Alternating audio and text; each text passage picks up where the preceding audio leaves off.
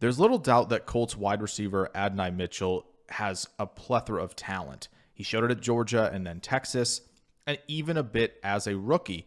But there's refinement and consistency that needs to happen for him to take the next step. Just 300 yards last season, 1.51 yards per route run.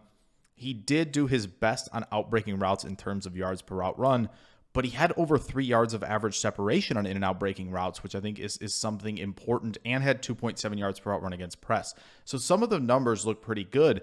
And then you look at the fact that only 52.7% of his targets were deemed catchable last season. Now, that's on the QB, but also he had a 14% drop rate, which is on him. So a lot of factors need to get better around him, but he needs to get better as well. So let's dive into some film and take a look at Mitchell's year one.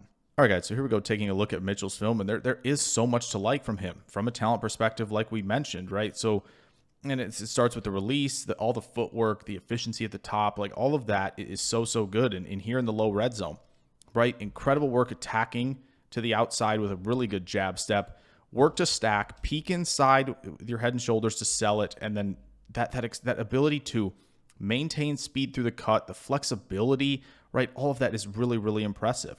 And he's physical enough and quick enough to not let press coverage, affect him very much, which I think is really impressive as well. And you're going to get a switch kind of release here, right? So that's going to mess with the defensive backs a little bit, but even still, right, just the work to combat any level of contact here. Look at him swat that inside arm away, and then just the deceleration, the ability to drop the weight and reaccelerate. Like, you shouldn't be that open. Even with that switch release, you should not be that open on just a simple inbreaker.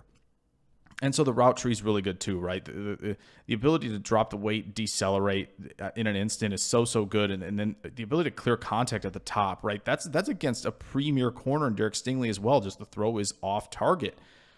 Same thing here, right? A lot of these deep curl routes, it's easy for him because look at how flexible he is, and the deceleration capabilities are outstanding. And it's hard for defensive backs to, be able to combat that, right? And when he can get guys to open the gate and then just, decelerate on a whim, it's super easy for him. And then again, some of the throws are just not on target. Here's one of my favorites because decelerate, it's maybe not the best in terms of, the number of steps in the break, but it doesn't really matter when you come back to the football like this and attack the catch point and use that explosiveness and your size to go make a play, which is something he should be doing at a high level.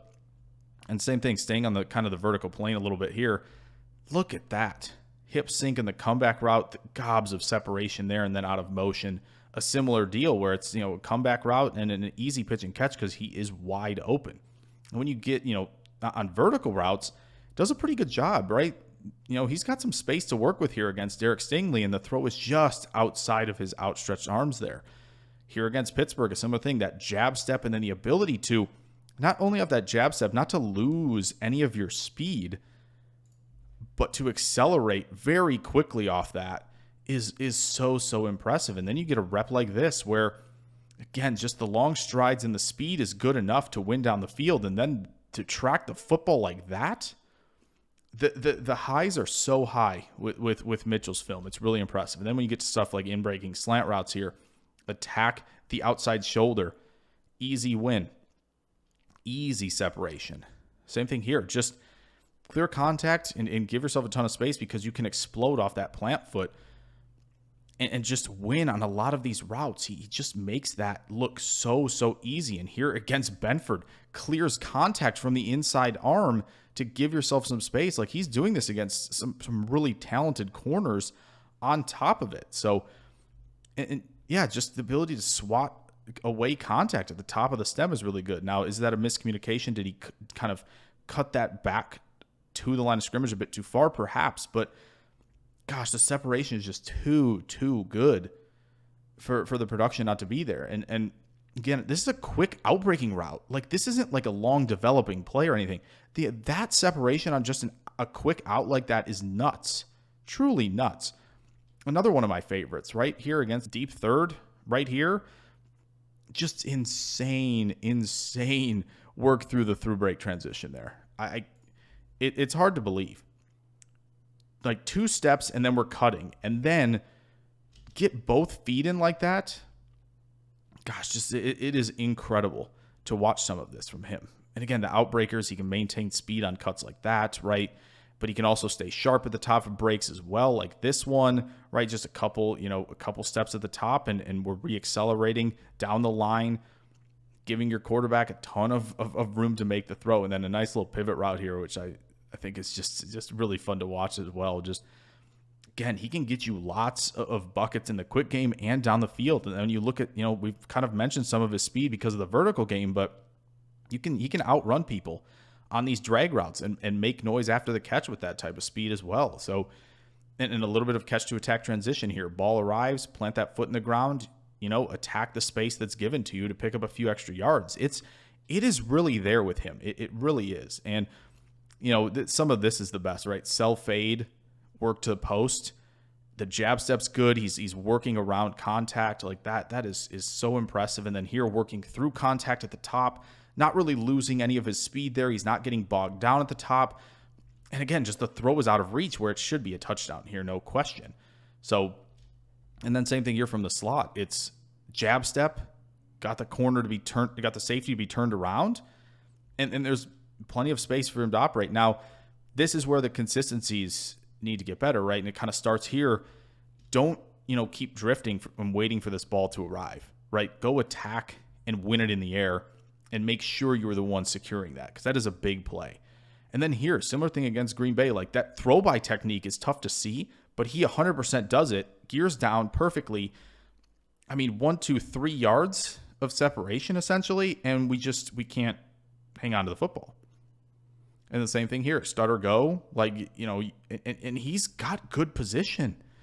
Just a little early with that step down, and he doesn't get both feet in.